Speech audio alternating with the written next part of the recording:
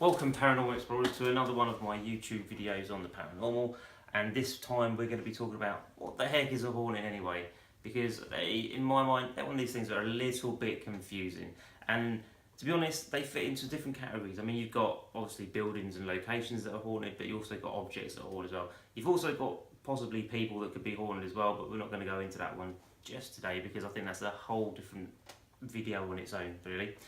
So if you talk about buildings first, I mean, haunted places are well known. We investigate them all the time, from museums to castles to forts to woodland, all kinds of stuff. And it all goes on the stories around those places and the history usually that ties into it as well. And we look for the ghosts that are associated with that, or the spirits, in order to communicate with them on an intelligent level, as we call it. Now, for me, I've kind of looked into this a lot over the years and investigated a lot of places, and the information that you get is a little bit weak, to be honest with you. I'm not saying I don't believe, but I'm just sort of saying that the information that's there is a little bit weak.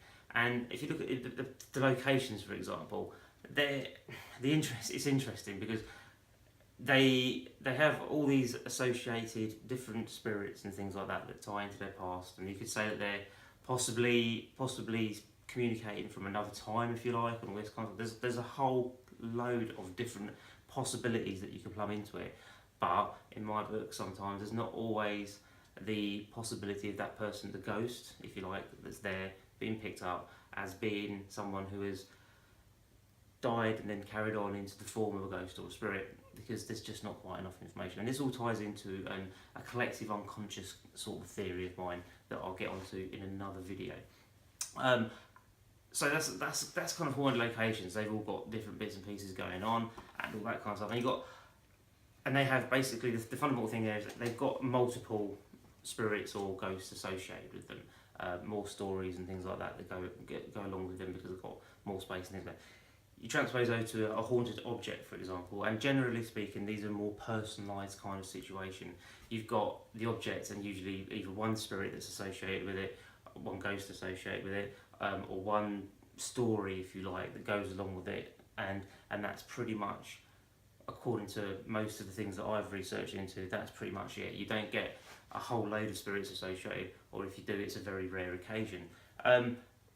But again, it kind of fits quite well because it's like it could be that object, it could be like a trigger, if you like, that triggers that link to the information that people then pick up about that object and related people to that object, which then gives you the information and makes you think there's an associated ghost or spirit. Now, a lot of haunted objects also get associated to some really violent hauntings and things like that, and I know there's been a lot of them over the years as well, but I'm not entirely sure whether that's the object itself that does that, or whether there's a whole different bit and pieces going on in the background that relates to that's going on, that could be that trigger of information that's being picked up. You put that back into the haunted locations, the houses and stuff like that, and all of a sudden you've got a similar kind of aspect going on. We're looking at that, but you've got multiple ghosts, multiple possibilities going on, but the same kind of thing really. The building itself becomes a trigger as you walk in, so it becomes an aspect trigger, so that your mind is then connecting out, and if you like, then googling out into the ether and picking up information from other people, either local or at a distance, that are then giving you that information back into understanding what possibly had gone on in the past and stuff like that. So that's how I think it might work a little bit better, rather than just being ghosts and spirits floating around the place. Now, this doesn't mean that ghosts and spirits don't exist. It just means that their understanding of them, my understanding of them, as I'm beginning to do more and more research and investigations and experiments and stuff like that, is changing and evolving over time. And I think that's where the field of paranormal needs to start looking a bit more in trying to understand more about what ghosts and spirits are. I mean, that's the thing. This is why this is called "What the heck is a haunted?" anyway, because we don't really understand them exactly. We formulate a possibility of what they are, and then look at them, trying to find that these things are. I mean, with this whim of trying to understand that something might exist after bodily death, after we die, something's going to happen, and we can still float around as a spirit or a ghost and communicate with our loved ones and all that kind of stuff. And that may not be the case. It may be the information's being picked up by the people that are still here, and that's what people are getting attuned with and understanding, sort of thing. I mean, I could be wrong. I mean, we have to look into it and we have to get all the information and the data and gather all that kind of stuff before we understand it and find out about it. And that's the whole concept of trying to understand this sort of thing. So that's kind of what I understand about haunted locations and haunted objects, and how I think it all might work a little bit. I mean, this all ties into a bigger understanding of an unconscious kind of collective unconscious sort of theory, where we're all tied together by this kind of mind sort of link sort of thing, where we can get that information from one another with the triggers from locations and buildings and stuff like that.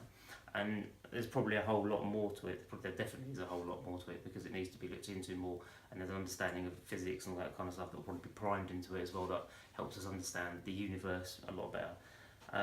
And that's what I wanted to talk to you about today. And there's more information about this in my blog post on my website as well, ashleynibb.com. And of course, if you want to hear more about this or talk more about this, chuck some comments down in below, and we'll follow it on. If you want to hear another video on this kind of stuff, let me know, like it and stuff like that, and I'll put something else together as well. Thank you for listening, Paranormal Explorers, and until next time.